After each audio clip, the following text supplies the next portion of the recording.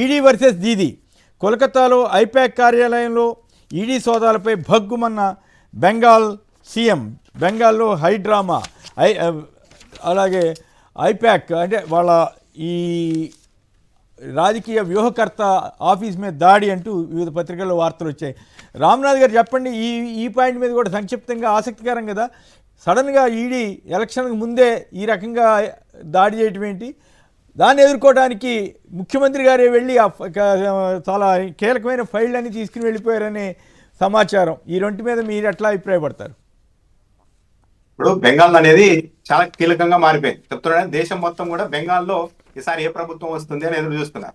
BJP వాళ్ళు ఏం చెప్తున్నారు, మమతా బెనర్జీ వల్ల మొత్తం అక్కడ పక్క దేశాల నుండి వలసలు వస్తూ ఉన్నాయి, ఇది ఒక విధంగా కొద్ది రోజుల తర్వాత మన దేశంలో అంతర్భాగంగా ఉంటుందా ఉండదా అనే పరిస్థితి కల్పిస్తున్నారని బీజేపీ వాళ్ళు అంటున్నారు. దాన్ని ఎదుర్కోవడానికి మమతా బెనర్జీ గారు కూడా అంతే స్థాయిలో పనిచేస్తూ ఉన్నారు. ఇంకా జనరల్ గానే ఇదివరకు సిబిఐని ప్రయోగించారు, ఇప్పుడు ఈడీని కూడా కేంద్ర ప్రభుత్వం ప్రయోగిస్తోంది. కాబట్టి మొత్తం మీద దేశంలో మమతా బెనర్జీ మమతా బెనర్జీ గారు బీజేపీ పెద్ద టార్గెట్ గా ఉన్నారు. ఆమెను ఇచ్చేయడానికి ఎంతవరకైనా వెళ్తారన్నది అర్థమవుతుంది. ఇప్పుడు ఐపాక్ మీద కూడా వెళ్ళారు అంటే మరి వ్యూహాలు వీటి ఇచ్చే వాళ్ళని కూడా మేము హడలెత్తిస్తాం, మీకు సపోర్ట్ చేసే వాళ్ళని కూడా అనే స్థితికి వెళ్ళిపోయారా అన్న అభిప్రాయం అయితే కలుగుతోంది కొమ్మినేని గారు. అయితే అదే టైంలో ముఖ్యమంత్రి గారు కూడా అట్లా అడ్డుకోవటం, అక్కడ ఏమి రహస్యాలు ఏముంటాయి, ఆ పత్రాలు ఏమో తీసుకెళ్లారట, అది కూడా కరెక్ట్ కాదేమో కదా.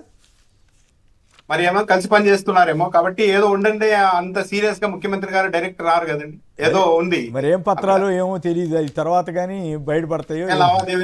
లావాదేవీలకు సంబంధించి ఏమన్నా డాక్యుమెంట్లు ఉన్నాయేమో, మరి అవన్నీ తీసుకెళ్ళిపోయారు. దేశంలోనే ఒక సంచలనమైనటువంటి ఘటనగా కనిపిస్తూ ఉంది అది. రైట్.